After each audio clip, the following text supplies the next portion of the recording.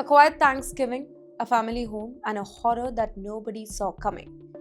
Well, this shocking case comes from Illinois, United States, and it involves a father, a son, and a tragedy rooted in mental illness.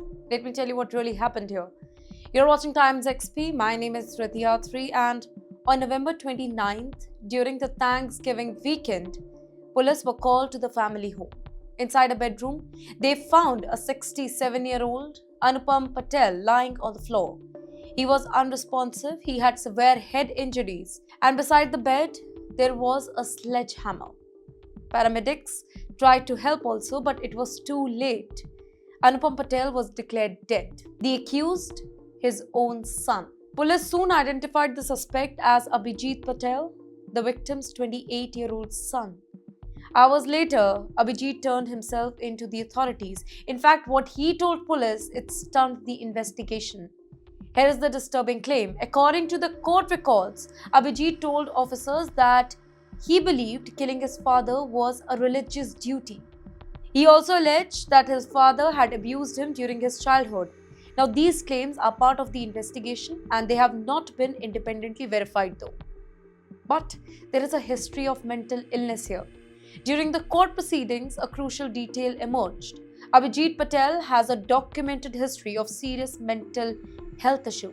Earlier, he was diagnosed with schizophrenia and had later received hospital treatment in the past as well. In fact, mental health experts say that this particular disease can cause delusions, disordered thinking, loss of touch with reality.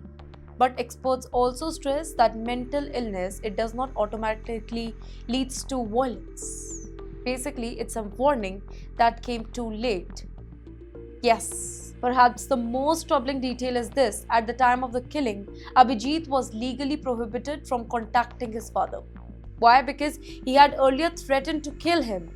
The restriction was meant to prevent exactly this kind of tragedy, and yet it still happened. So the bigger question that this particular case raises is, were warning signs missed over here? Was mental health care enough for this? Can intervention have prevented this death? It also highlights the fragile intersection of mental illness, family conflict, and safety. Well, the world is asking what happens next. So, Abhijit Patel remains in custody. He faces serious criminal charges while court assess his mental health status, his fitness to stand trial, and the full circumstances behind the killing. Well, the investigation is ongoing, but in the end, this is not just a crime story.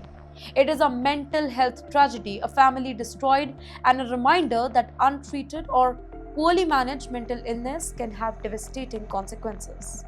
If there is one lesson here, it is that early intervention, support, and vigilance really matters, because once violence erupts, there is no second chances.